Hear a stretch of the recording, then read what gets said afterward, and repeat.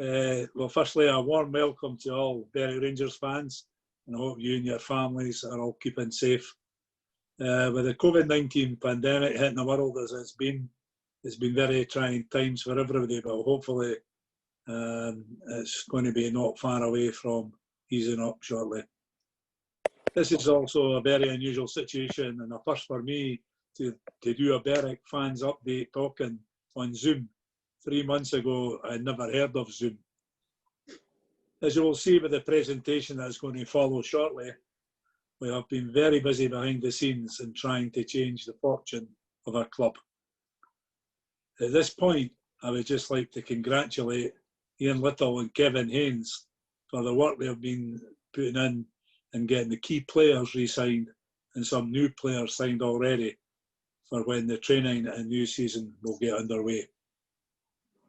I'm now going to hand over to Dave Buglass, the director, who will explain the format of today's update, and I'll speak to you later in the presentation with our expectations and hopes for 2020-21.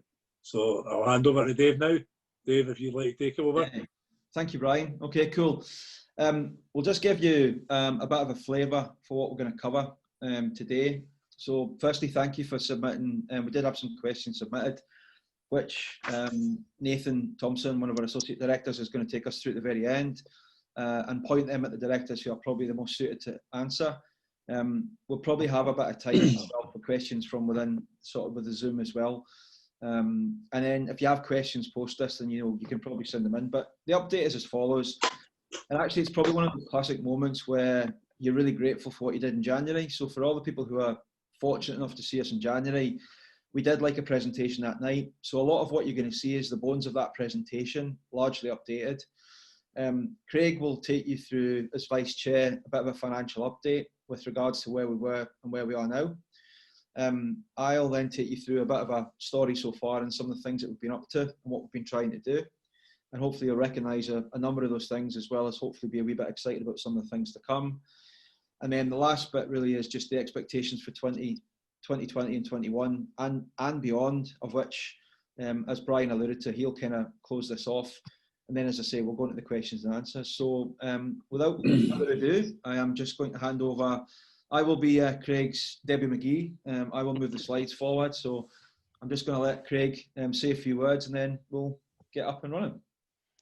Thanks, Dave. Good afternoon, everyone, first of all. And I think I'm very happy to hopefully going to have a more positive briefing here than the one we did back in January. It was pretty heartbreaking, to be honest, to try and deliver some of the facts that we was faced with back at that stage.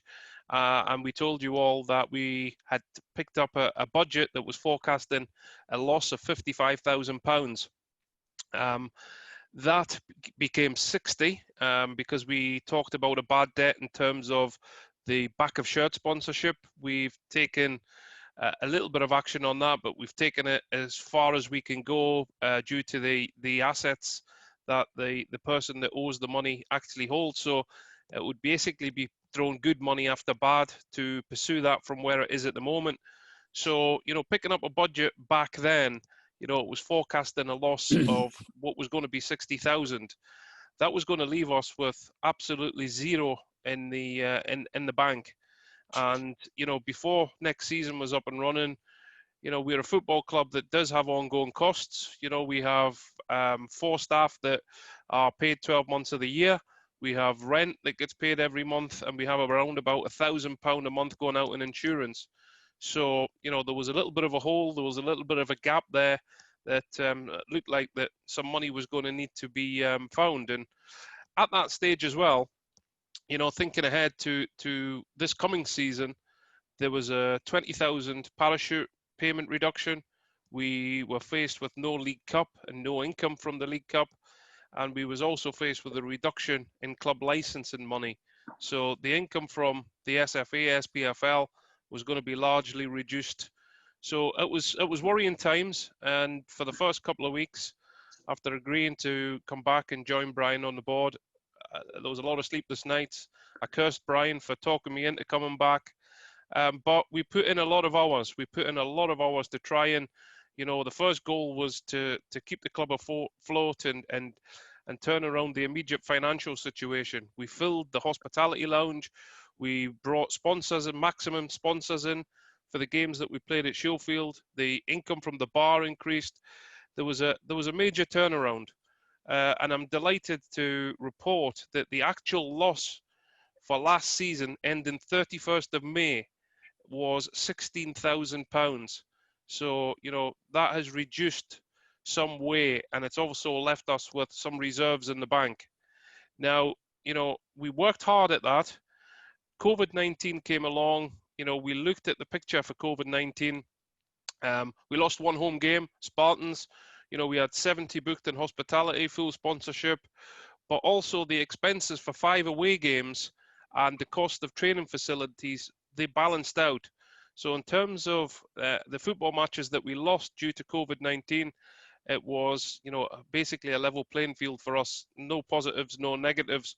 But then more negatives started to creep in as, the pandemic situation was ongoing. The realization that there'd be very little speedway this year. And for those of you that don't know, excuse me, for those of you that don't know, the speedway income to the supporters club is circular of £20,000 a year. So, after myself and Brian had met Ian Little and Kevin Haynes and set my budget, we were thinking we're back to square one here. We're another £20,000 down in terms of income that was likely from the speedway. Thankfully, the government have been of great help. The furlough scheme has been a massive boost to the football club. The business grants that we've been able to pull in have been a massive help. And also, we don't have any rates to pay next year because of the situation. So the end result, of COVID-19 for this football club has been a massive positive.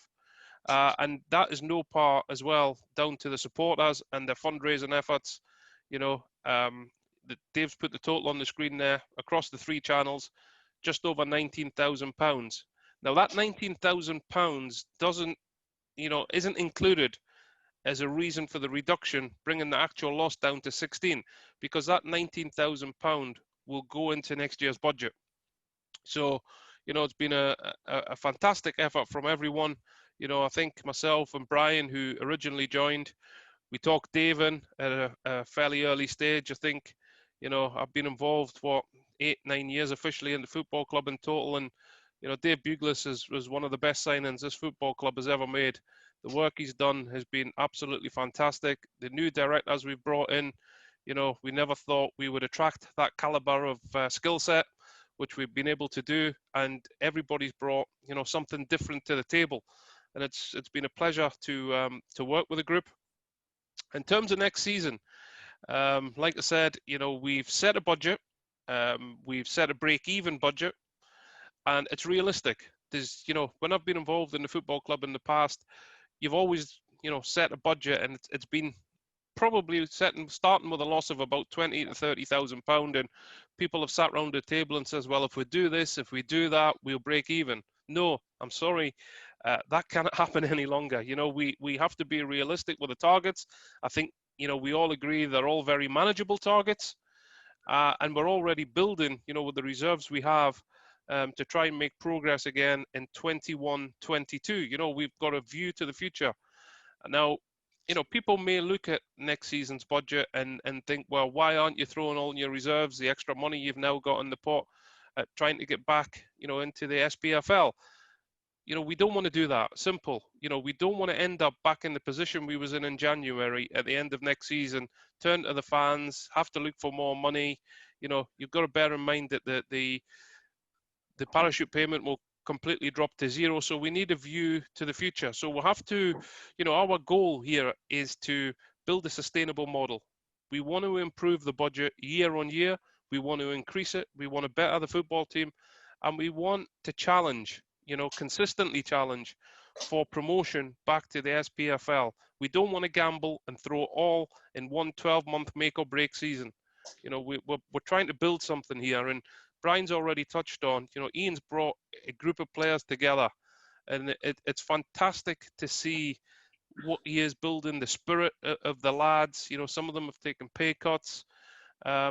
it's a really good group. You know, I don't want to get too excited, you know, but from where we've come from in January, I think you all probably realised the fear then. You know, we was looking at basically turning a football club to avoid relegation to the East of Scotland League this season. That was our major goal, considering the funds we had, the funds that we were looking that was likely to be available. And now, from where we are, you know, we're 3 players away from completing the squad. Probably, well, we're 2 because we've signed an extra player that we can't announce until next week. So we're a couple of players away from completing what is an exciting squad for next season. Away from the playing side, you know, we've launched the commercial brochure. That's been a huge success. I already taken a booking from a wealth management company in Edinburgh who've you know, placed a big booking for hospitality for a match next season, not even knowing the fixture list. You know, this is another new customer to the football club. And again, you know, the social media team that we've now got in place have been massive, bringing new customers. We've got people that have joined the raffle. And again, you know, we discussed how the way the current shirt sponsor was structured, the payments, and how much had been paid up front back in January, leaving us very little to work with in next year's budget. So we've changed that around. You know, we're very thankful to Michael Guthrie for moving to the back of the shirts. That's allowed us to open up the raffle. We targeted 50 sales, £10,000 in income. We're 6 past that already with a month to run. So, you know, absolutely delighted by the response we've had to that. And we're also looking at, you know, modernising season tickets, you know, launching an 1881 club, you know, which opens the door for monthly payments and various different other things that, you know, can help everybody and can help the football club with cash flow moving forward. You know, we are determined to build something here. You know, that's the important part, that we continue moving forward, making progress. And financially, you know, we're now in a much better position than we was, you know, 4 months ago. We're not in a position to go and challenge the big guns in the league, but we're in a good position to start building.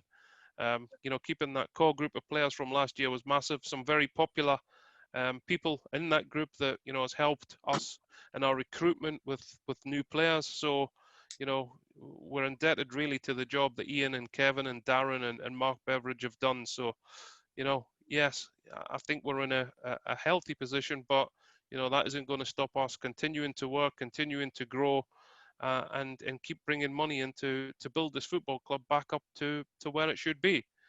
So, you know, I'll answer questions at the end, but if anybody has any questions on any of the financial side and budgets, I do have our budget open here on the computer that I can answer. So, you know, I'd like to thank everybody for joining in and hand back over to Dave.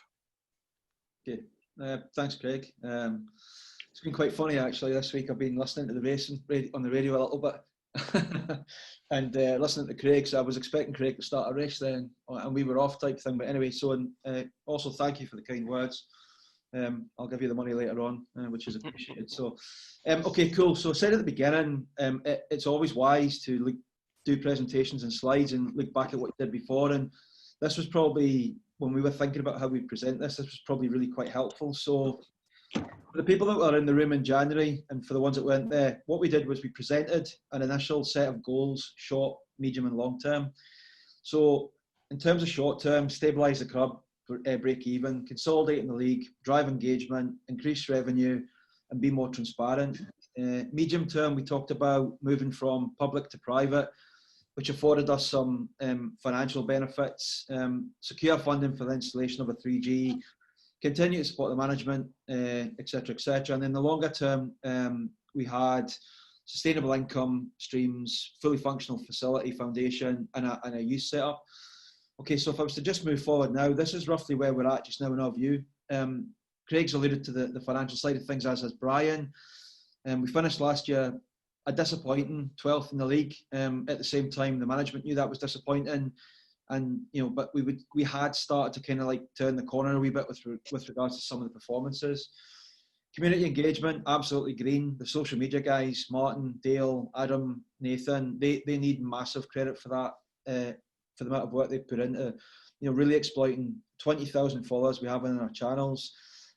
Revenue and sponsorship, again, Craig's touched on that. And then transparency, we've really prided ourselves on, when we've been having board meetings, for example, to communicate the next day, because perhaps there wasn't enough coming out, not even just this season, but seasons previously. And we felt that you guys needed to kind of know. With regards to where we're at in terms of the medium term, we've started the conversation, public to private. We've got more work to do. The Sports Foundation, you'll hear something next week.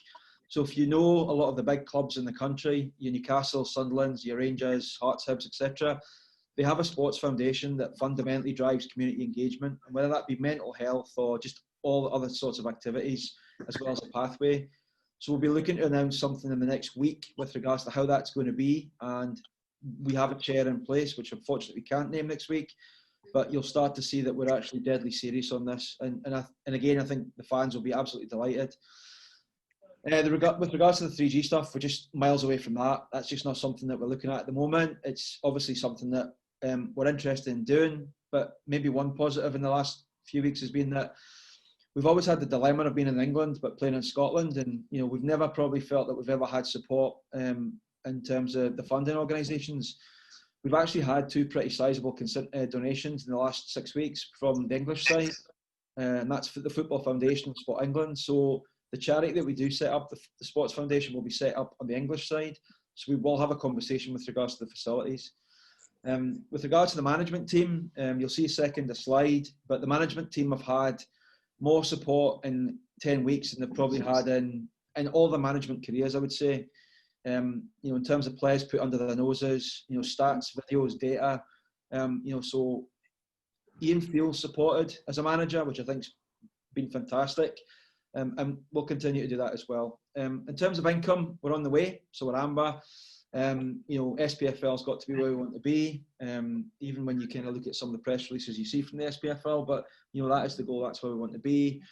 A fully functional sports foundation and Shieldfield Park becoming a hub. I've actually got that as red, but it's probably amber after the last week. So the Supporters Club have worked massively hard in the last few weeks to look at how can we maximise the use of 3 pitches at Shieldfield Park. So that's not the least, that's more work to be done, but how do we actually have more kids playing on Old Shieldfield Park and Ivinson if we were to tidy it up? And Matty, Brian and Martin and the rest of the committee need a bit of credit with regards to how they've kind of gone about that in the last few weeks. So we'll start to see more use of all our facilities, which is fantastic.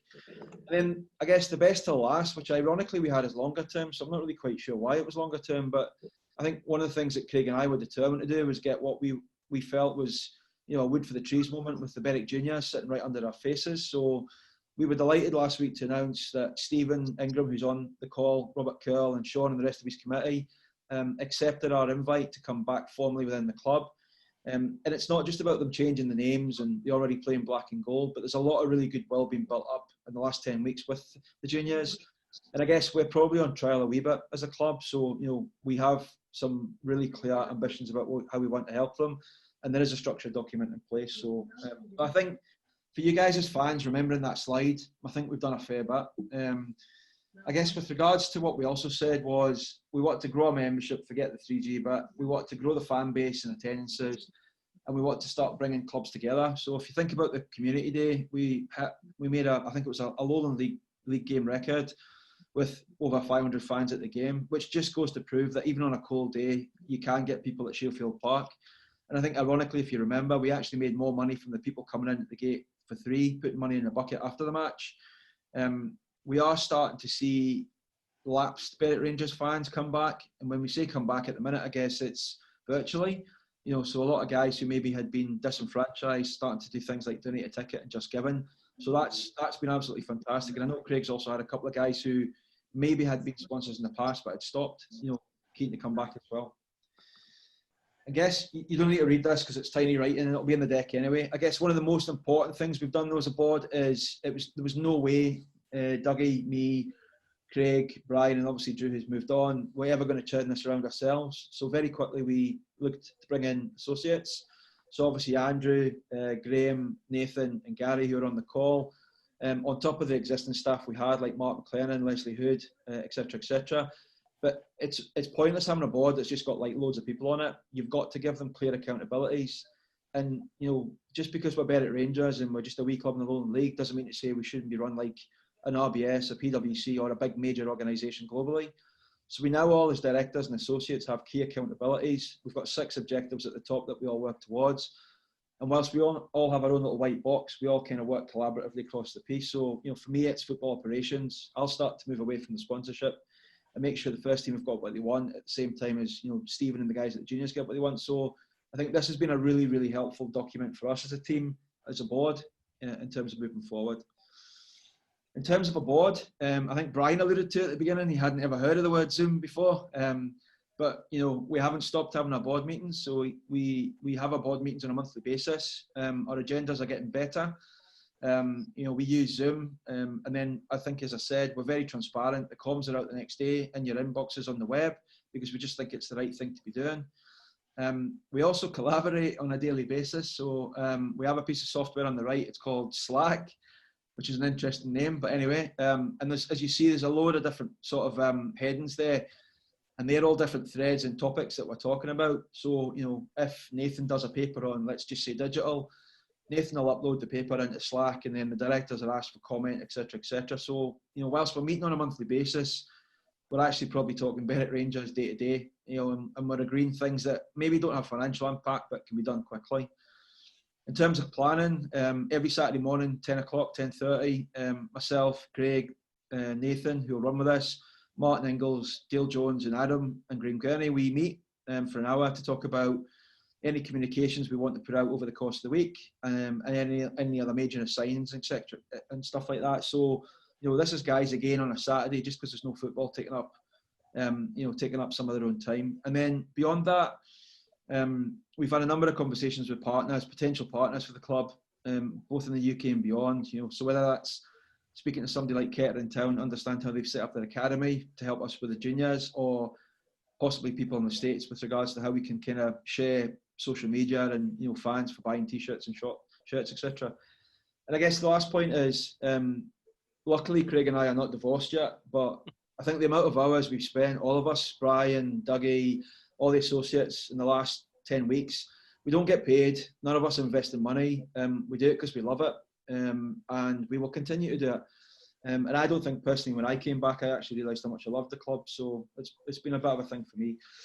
In terms of what's going on, you've seen the social media go rage. It's been really, really great to see us wake up, as people have told us. You know, we've been on calls with Stenosmere and other clubs where they've said, what's going on at Berwick? You seem to have really, really kind of gone for it. The local and national press, we've done a lot of podcasts as well as newspaper articles.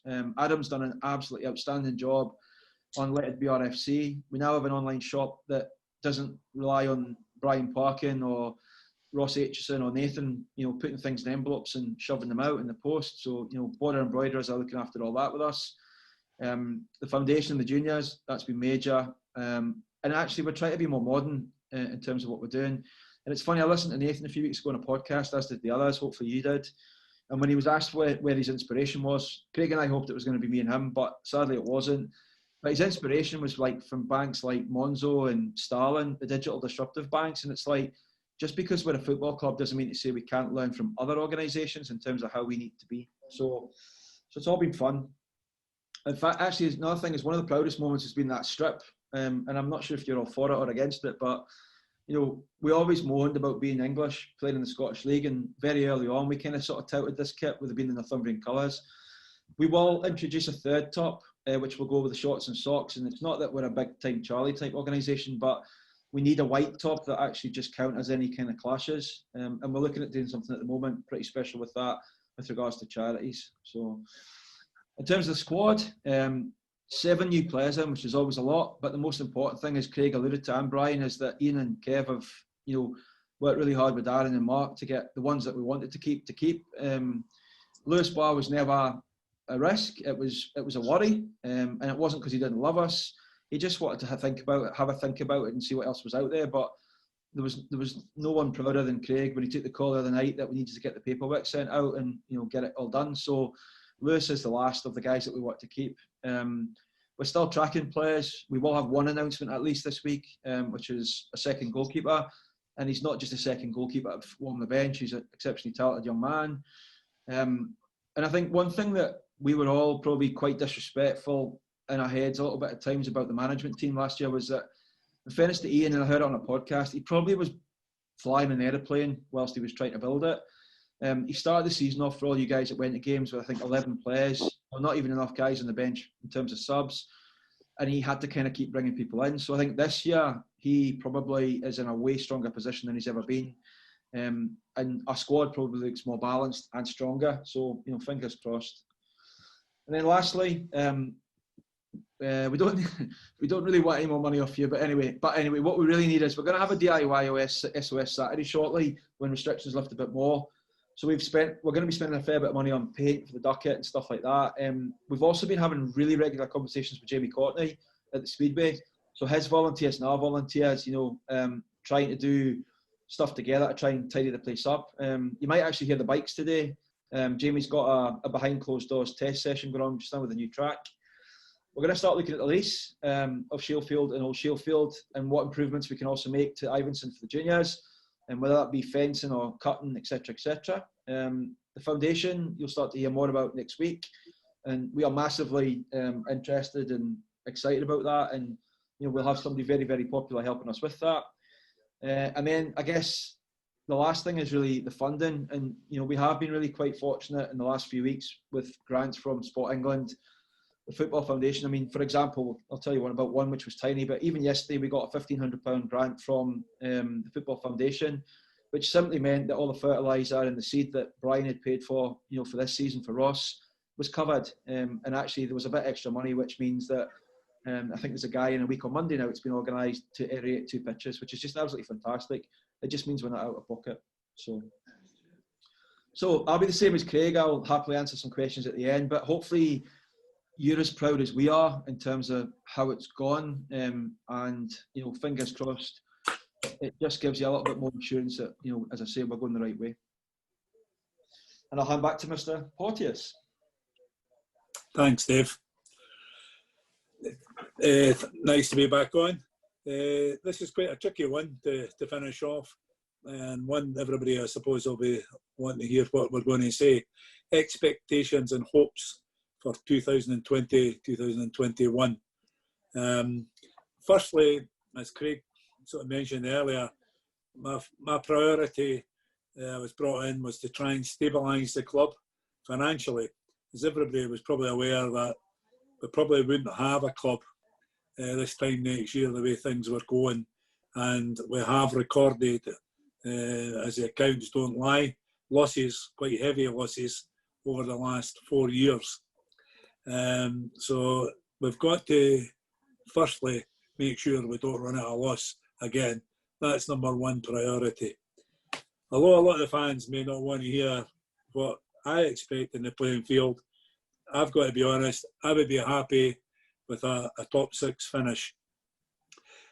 Again, what Craig sort of, you know, mentioned earlier was in January we were probably looking to put out a much lesser team, but because of yourselves, all the fans and the donations and what have you, we've managed this with the 1881 and donate a ticket. We've managed to up the budget by probably £20,000. So the team, or the squad I should say, not the team, the squad that Ian and Kevin has put together is, I think, quite exciting. Realistically, my personal view is if we get a top 6 finish, I'll be delighted. And then look to keep key players again, add to it, and look for the following season to put a real push on winning the league. The reason I'm saying that is, you know, my heart says I'd love to win the league, my head's saying otherwise. And the simple reason is, unfortunately, money does count. This year, I kind of feel sorry for Kelty Hearts. They invested 500,000 approximately into their playing budget. They've won the league and they're not getting a shout at a chance of promotion, which basically means, unfortunately, they're in our league again next year. East Kilbride are going to be the big hitters again this year. They've just appointed Stephen Aitken and Ian Durant ex-Dumbarton management team as our manager and assistant. Brought his brother in as a coach from Stranraer. They're talking about building a new stadium with funds in place. They will attract high quality players, and obviously they'll have a high end budget also. But the one thing I would say is one of the new associates, Gary Burns, we were discussing this yesterday on Slack, last night in fact, and Gary reminded me quite rightly, although I was a wee bit optimistic, I'm always like that when it comes to money, as you'll find out. Gary reminded me of Leicester City when they won the English Premier League. So all I can say is never say never. But I'd just like to sort of finish off by saying I feel that the town and the fans have got right behind the football club again since the AGM in January. And I'd like to thank you all for your support. The recovery will not happen overnight. I believe that the directors and associate directors and everybody involved with the club have made it. We have a great mix of talent, and which has already been shown in abundance already. I'm sure we'll take this club forward with your help. And with these few words, as I say, I'd like to thank everybody that's involved with the club, especially the directors. Dave, and as he mentioned about the hours put in, there has been a lot of hours put in. Probably, to be honest, because of COVID-19, we've had a lot more time with everybody being off their full-time day jobs.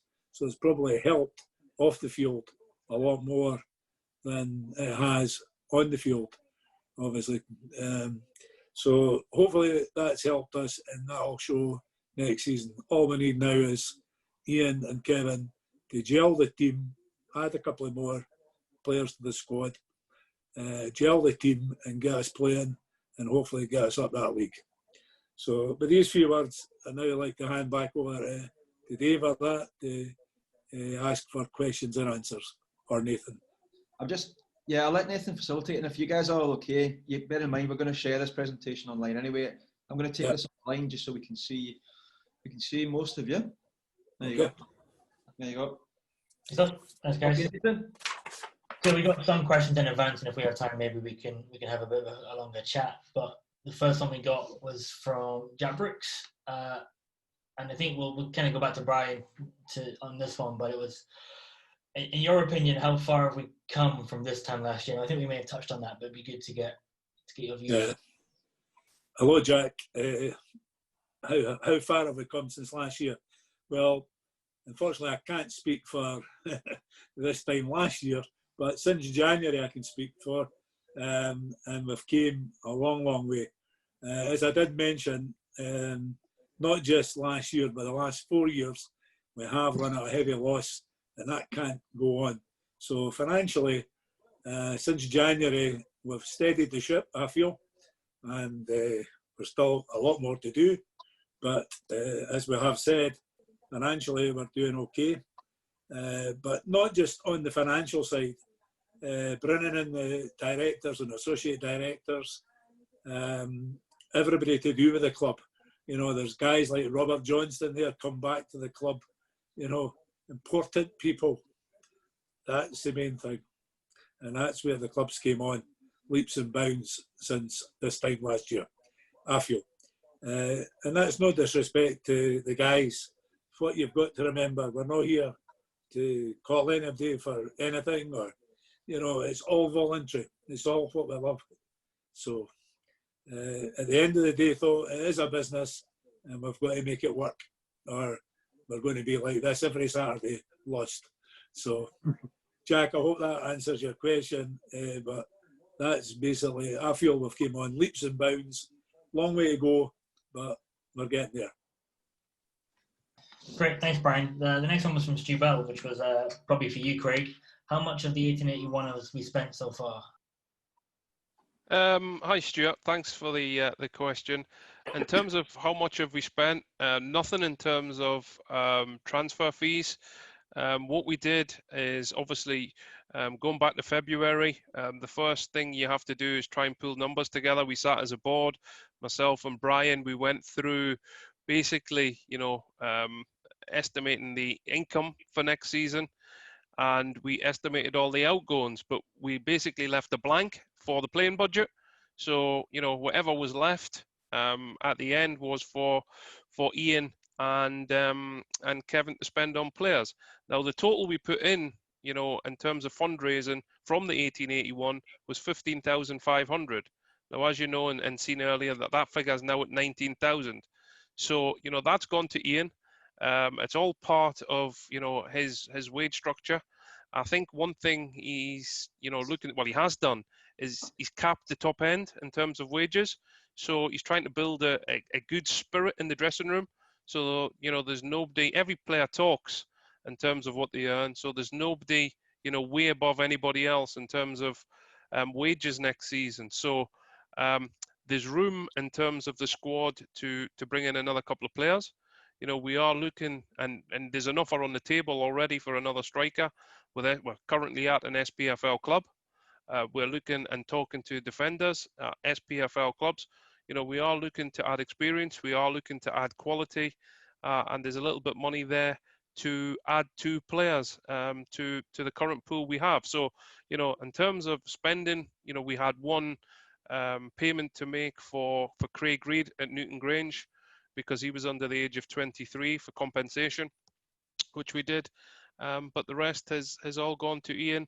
I think he's happy. I think there's a real buzz around the club from the supporters to the board, down to the management team, down to the players. And I think that's important. Stuart, me and you have been involved with this football club a long, long time. And it is a long, long time since I've seen everybody working together and the manner that has happened since January. I think it's absolutely fantastic, and I cannot stress how important it is for everybody to maintain that going forward. Thanks, Craig. Very good, thanks, Rick. Next one was from Elaine, which was, I guess, Craig, maybe you can start and Dave might add to it. Donate a Ticket has been a very innovative fundraising initiative this year and engaging our competitive streak. What further plans do we have around fundraising? In terms of the 1881 fund, again, we're really thankful. As I said, we, forecast a month or so ago that total income into the club was going to be just over £15,000. It's now at 19,000. Tremendous. So, you've got to look to next year in terms of how you replace that. We're looking at introducing an 1881 club, Elaine, which hopefully will modernise the way that you've got the option to buy season tickets. The current option will always remain there, but we will look at incorporating bond tickets and monthly payments. There's various other things that we are planning to do, and that isn't us as a club asking for fans to keep donating. People have actually came to us and asked what other options they can do to help the football club. So, it's good that we've received the response we have from everybody, and we will continue to develop new ideas and move forward. And like I said, we've already drawn up plans for an 1881 club. There's a lot of things still to be worked out, and one of the main points is getting a start date for next season, because that's going to be very important when that can start for monthly payments. So I don't know if Dave wants to add anything to the fundraising bit now. Yeah, there's part of me not wanting. Part of me I wish we hadn't started Donate a Ticket, because I woke up this morning to Field Major Jamie Curl on my WhatsApp and my Facebook Messenger asking me what the tickets were for the rest of the weekend, which it's like it was actually meant to be a bit of fun. But so it's funny. It goes back to the comment Nathan made about not necessarily doing football club things to raise money to get the fans involved. I mean, there's a young lad, some of you might know his name. There's a lad called Jordan Lees. I think he plays for the SPS, the mental health team, not the Berwick one. And he's been sending messages the last few days about the DNA and stuff like that at the club. And he just said a really neat one-pager, literally about half an hour ago, about, could we have like a football age charity game at Shieldfield where supporters actually maybe kind of like auction or bid to play in a shirt alongside a legend. I know we've done that before at the club, but I think what's really nice is no idea outside the club is a bad idea at the minute. I think we've kind of been pretty honest and said, if you guys have any ideas, get in touch with us. Graham Gurney, who's on here, Graham lives in Gurrick. He doesn't live in Berwick, he doesn't live in Falkirk like I do. yet he's came to the club as an associate director. Graham's been looking at some really innovative, creative, different things as well, like online virtual dinners and stuff like that. So there's 101 things we do, but I think what we wanted to do was almost like slightly put a pause on asking for money, because I think we were really conscious. If you think about why we started 1881, we just wanted to find out if there was a love for the club and the town still. And then obviously COVID happened. So we were fortunate 1881 had started before we came back. But yeah, there's 1,001 things we could do, but we just want to be mindful that we're not asking the same people all the time for help, which obviously we do appreciate. So great, thanks guys. Next one was Darren Hickson. If the start of the season is played behind closed doors, are we looking to stream games and do virtual tickets? I guess maybe I'll start with that one. Dave, you can jump in. So if we're forced to that, I think the answer is yes. So when I first joined, one of the first conversations I had with Dave was around streaming, and that was pre-COVID being a concern. So we were planning to stream our games to help grow our audience and help make the football more accessible to people who don't live in the town. That was part of our plan anyway. Clearly, where we are now, that's becoming slightly more important, quite possibly. However, I think there's some work Craig will be doing with the league to figure out what this really means for us as a collective. Certainly clubs at our level, the gate income is a big part of things. So if we're forced to do it, or if we're forced to behind closed doors, streaming would definitely be explored, and we'll push on with that. I think whether it will happen or not is still up for debate, I guess. From a necessity point of view, we want to do it and we will do it. But in terms of it being the only option and the only way to watch football, I think we're going to be dictated to largely by the authorities. Dave, Craig, you want to add to that?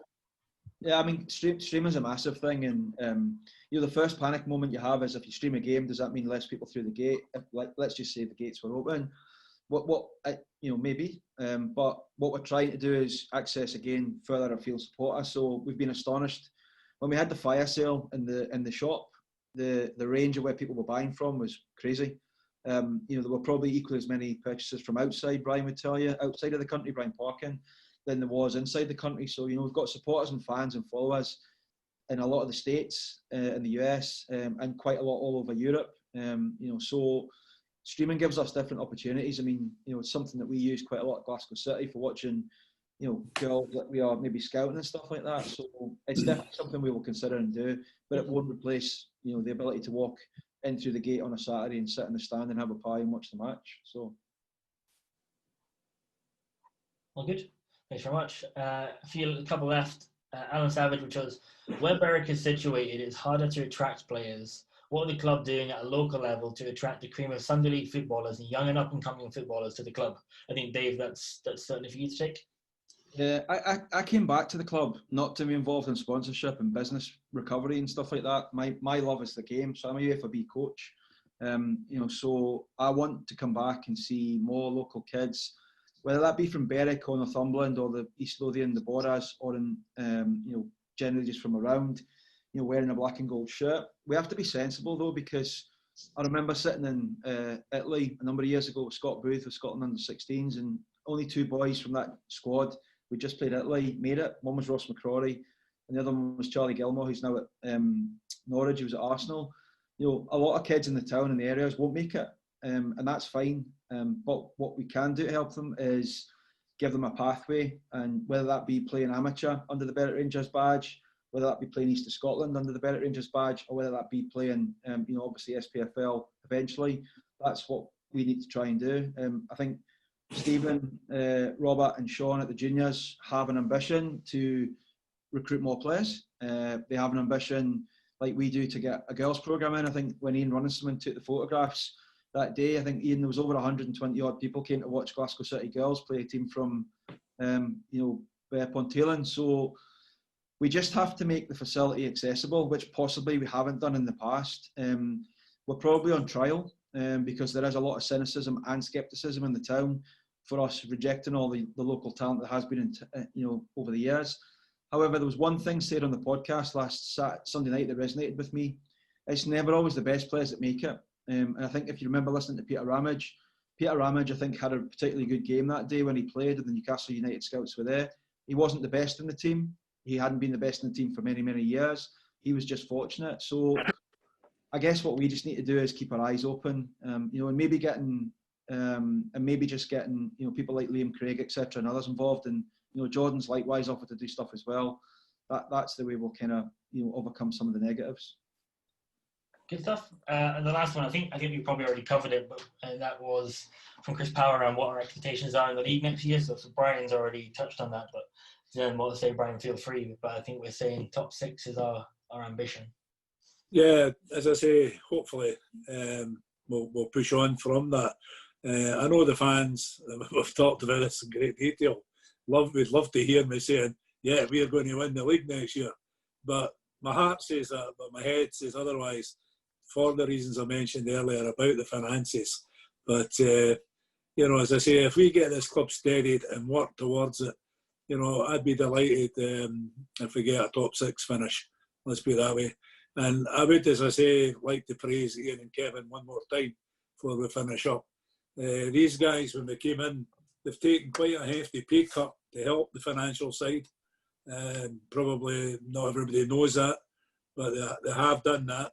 They had existing contracts for another year, which would give them new contracts on the lesser amounts. So, they're in it. They're here to try and get us a result. And they're here for the football. They're not here for the financial gain. So, on a Saturday, please keep that in mind when you're shouting and bawling at them if it's not quite going our way.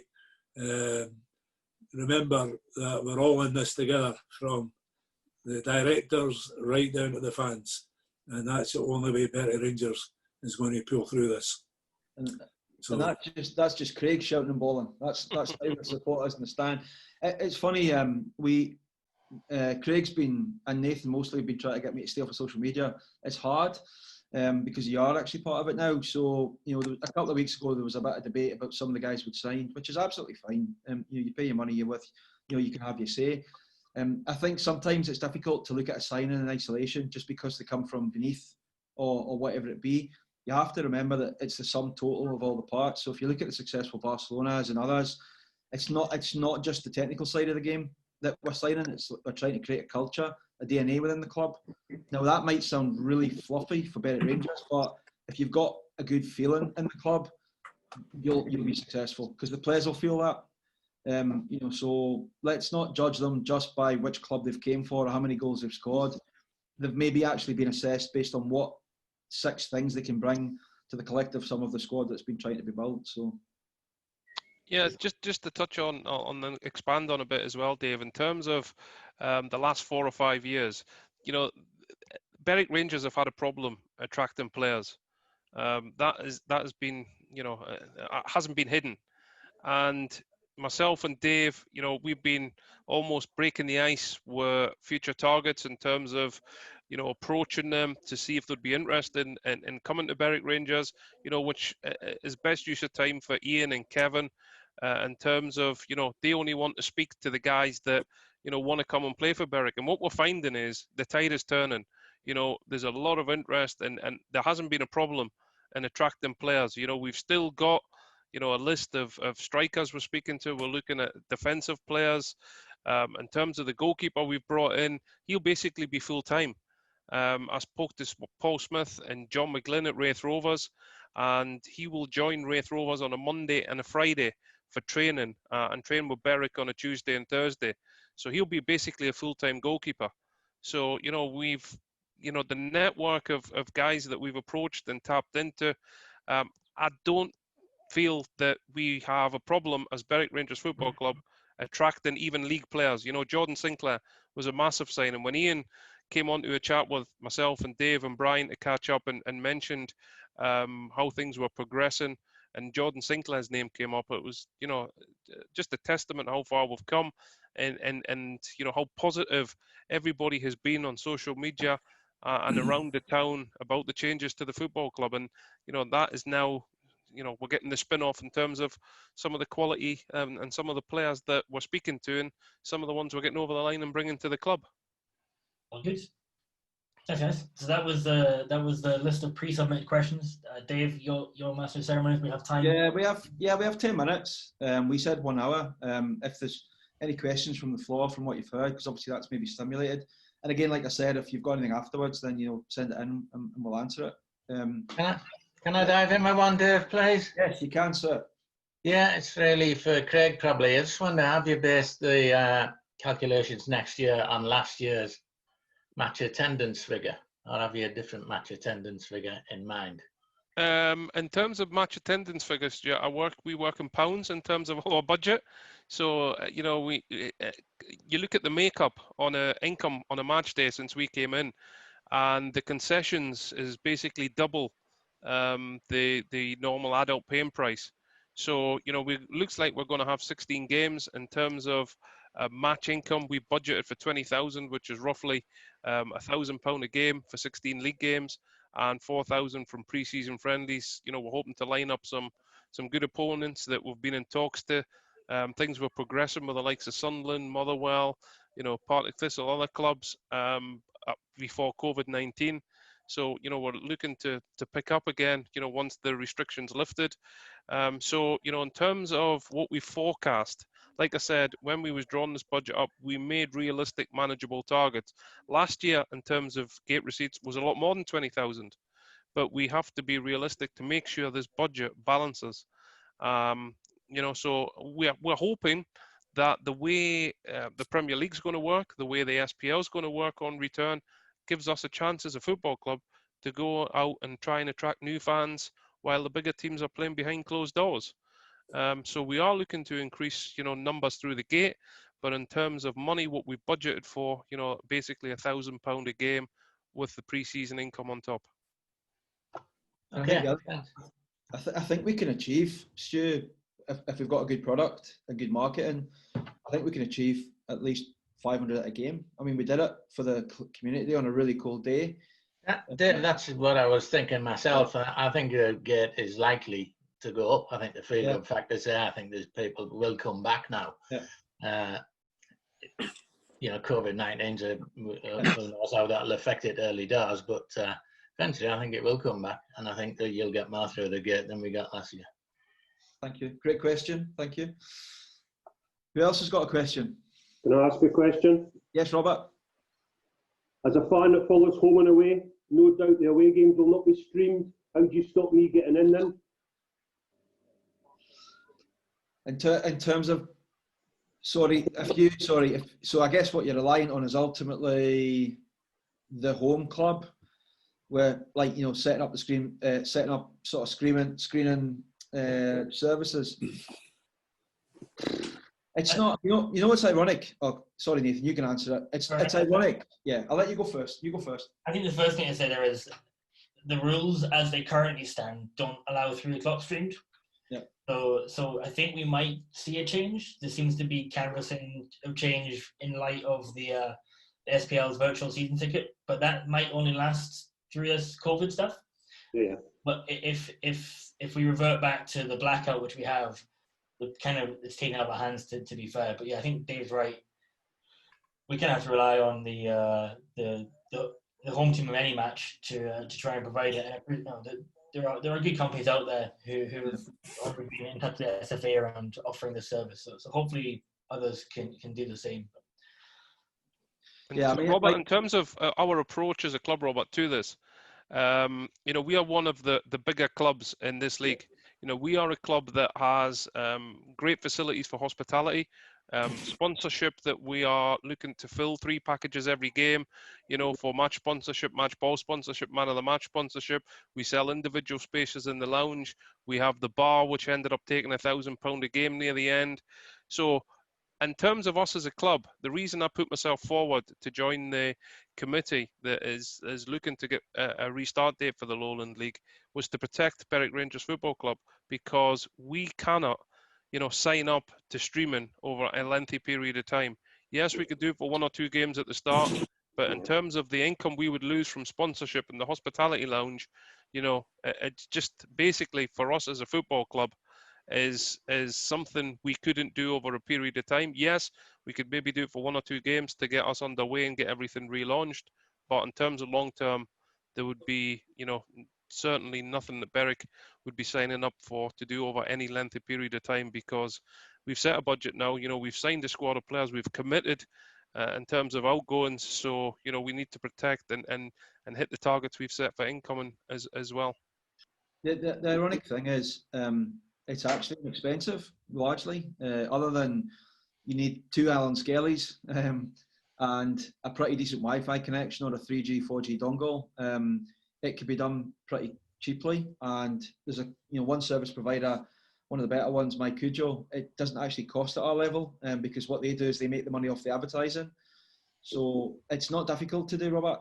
It's just a case of you rely probably on volunteers who are willing to do it, but it's absolutely something we would want to do. So it'll be right up there with one of our priorities if we have to. But if the games were played behind closed doors, and you just say it's Caledonian Brave, yeah, with nobody there, I would want to attend. I want to see my football club. Yeah, I mean, I guess there'll be still stewarding of some form that would stop you from having access. I mean, to be honest, it could be, streaming with a 3G, 4G dongle, whatever it be. You don't actually have to rely on the home club. So I guess it's probably in a situation where if we've got the resource to do it, because you are relying on volunteers, you could actually probably stream even away games for Berwick Rangers by picking a point in the stadium and actually doing it. So I think what we'll need to have though is some form of change, Robert, from the SFA with regards to the streaming guidelines, but it's absolutely doable. So, because if you did that and charged me a £5, you're saving me a lot of money for travelling anyway. Yeah, I mean, I think that's the idea of the.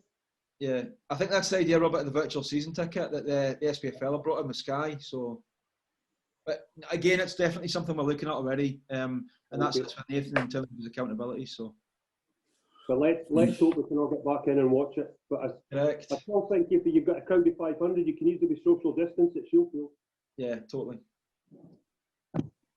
Good question. Thank you. Anybody else? Just one question, guys. How far does the pathway go up for Berwick Juniors? Are we likely to see like a under-20 side in the development league or something like that? I recognise that voice now. So you want to tell them who you are? Yeah, of course. I'm Chris from the Catch Up. I was trying to stay a wee bit quiet because I'm looking a bit homeless at the moment with the beard and the beanie hat on. But no, I appreciate you guys obviously letting me in and getting an insight into the club, and I really appreciate the hard work and everything. And obviously, you've been an absolute pleasure getting involved in the Lowland League, and like you guys have obviously mentioned, the social media and everything's been ramped up really great. And yeah, I'm looking forward to. Unfortunately, I never got down to Sheffield. I saw a few of your away games, but I'm looking forward to getting down to Sheffield when we're back, I think. Good. We'll look after you anyway. So, right, with regards to the pathway, it's got. I mean, the foundation has 3 streams, of which one is pathway. So for Stephen and Robert and the guys at juniors, they form a large part of the pathway. But I think Stephen would probably admit himself that most of the teams that they've got are male boys. So we want to definitely get in younger at some of the preschool stuff. So Matty Moore already does MGM on a Sunday morning at some of the younger age groups, but we're talking about even further than that. So, if we're using camps, for example, in maybe Easter and summer in October, we know that we've got players, because Andrew Allen alluded to this at a meeting a few weeks ago, but we've got young players like Jack Cook and others who, if we paid them whatever it is, 20 quid a day or something like that from some of the take-ins, they might come down and, do some of the coaching stuff. So we want to get into preschool. We want to definitely be in the schools. We definitely want to have a pathway at the top end, whether that be, amateur, East of Scotland, or fingers crossed for us eventually SPFL. And I guess the other thing is the girls thing. I mean, I know how important girls football is in the country at the moment. It's said nicely, remiss that there's not more girls football in Berwick and the Borders. So that's definitely something we need to be looking at as well. So, but I mean, we have an ambition, being really honest with you. One of the things that our new chair to be for the foundation wants to do is have a full-time club development officer, and that's not unachievable on a salary. The salary doesn't come from the football club. The salary comes from within the schemes and the grants that we apply for. So, the days of Berwick Rangers maybe having a football development officer that can go and do that through the day, hopefully might not be too far away. So, but yeah, good question, mate. Thank you. Anything else? Or is it time for a beer? Beer, I think. Okay. I guess as host, in fairness to Brian, the chairman and the board, they didn't take that much convincing doing this, and it's very different. Even when COVID stops, I suspect Zoom will play a large part in our day-to-day lives, as will Slack. So I hope you have enjoyed what you've heard. We hope you think that the club's in safe hands. We're not doing it because we have to. We're doing it actually because we love it. We enjoy it. We've got so much more to do. We do want to get back to Sheffield, Robert. Absolutely. You know, this you can only get so fed up with this after a while. So, but yeah. So thank you very much for your time. And if Brian, I don't know if Brian wants to close and just say thank you. Yeah, thanks, Dave. I would just like to say a big thank you to everybody that took the time to come on today. I'm really surprised that Dave didn't give the a ticket a plug. Yeah, no, well, I did have a slide actually. Have you had a look at it recently? You keep speaking. Elaine has. She's been sending me messages on Messenger. Yeah, I've seen it flashing up. Yeah, so, I mean, the donated ticket thing, so where we're at in terms of score, yeah, they have woken up, but they always do. So it's 238 to Berwick, 220 to Trinent. So Sergeant Major Curl, no doubt, will have a run at it tonight. But if you get any chance, share it with your friends, and fingers crossed we can get through. Maybe get enough to get over the line. Yeah. For those that don't know, it is the quarterfinals. I know it's virtual and all the rest of it, but we'd love to be in the semis and in the finals. So keep at it, guys. It all goes towards the team. Remember that.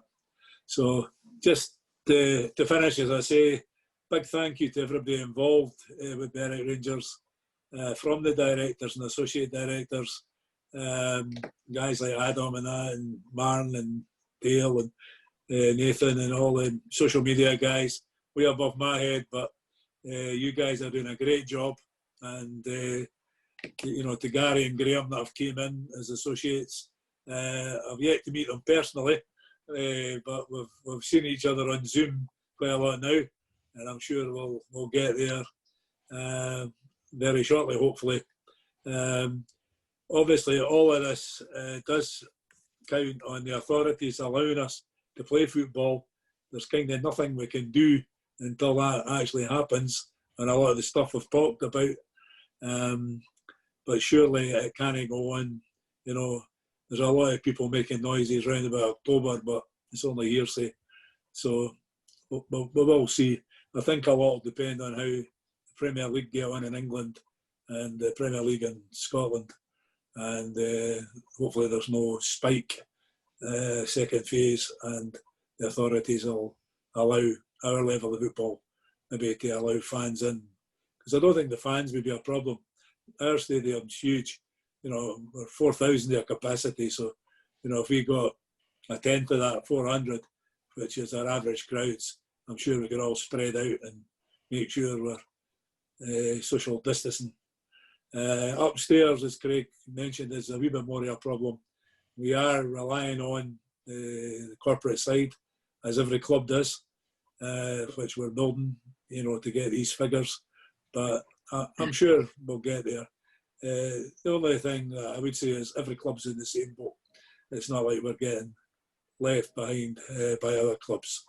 So, as I say, I'd just like to say a thank you from everybody at Berwick Rangers, and everybody take care and stay safe. Thanks very much.